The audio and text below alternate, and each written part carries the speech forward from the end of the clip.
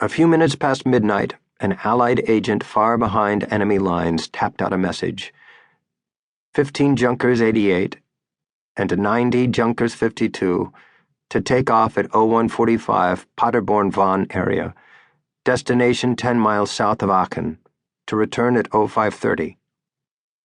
This information, correct but for the exact time and destination, was carefully noted by Allied intelligence. Its meaning was clear. A major paratroop drop was about to be made, probably in an effort to impede U.S. reinforcements to the Ardennes from the north. Even as the message started up through Allied channels, 1,200 German paratroopers were boarding the big Junker transports at Paderborn and Lippspringe. Their leader was Baron von der Heydte. He was ready, if far from prepared, to drop in the woods north of Malmedy and try to cut off any reinforcements sent south to the Ardennes. About 1 a.m. on the morning of December 17th, the first plane, von der Heydte aboard, took off from Lippspringe. Half an hour later, the last plane left Paderborn. Kampfgruppe von der Heydte was airborne. As the swarm of Junkers roared toward the Ardennes, the Baron watched the raw enlisted men fidgeting. He had seen his troops for the first time only 5 days before, and they were the sorriest lot he had ever commanded. The Junkers were now flying in bomber stream, their inexperienced pilots guided by a line of friendly searchlights. In von der Heydte's plane, the enlisted men were whispering, cursing the Armee, then the Luftwaffe. For their benefit, the jumpmaster patiently reviewed the operation once again.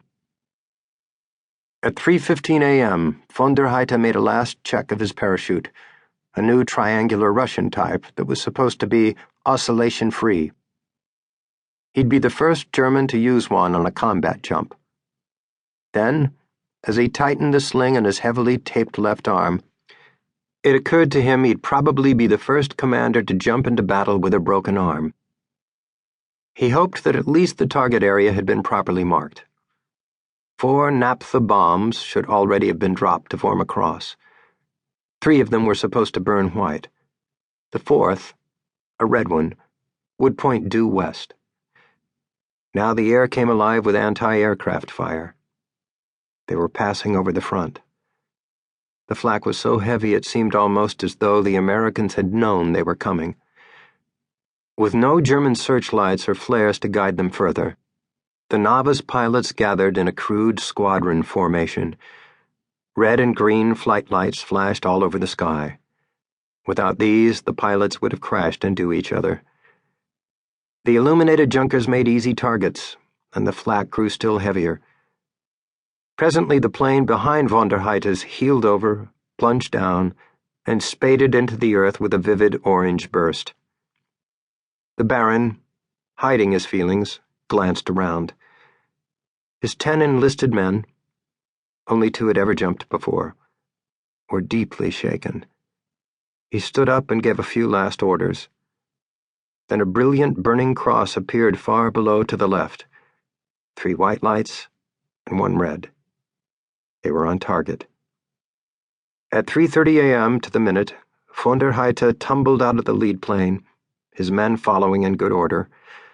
As the next planes passed overhead, the night bloomed with parachutes, pale blobs sailing against the dark. Yet there did not seem to be enough planes or parachutes. Had something else gone wrong? The night was cold and the wind strong. For a time, von der Heydte felt as though he were rising. Then the wind slacked off and he settled into the target area. A wood loomed up at him, slid away at the last moment. His feet hit hard in the mud of a field. Before the wind could belly out his chute, he pressed the 2 buttons on his chest and unstrapped the belts at his thighs. Above him, lighted by red, yellow, and green fountains of tracers, his parachutes were still drifting down. But they were scattering in the high wind, and now he knew there were too few of them. In fact, only 10 of the 105 Junkers had followed von der Heydte all the way to the drop area.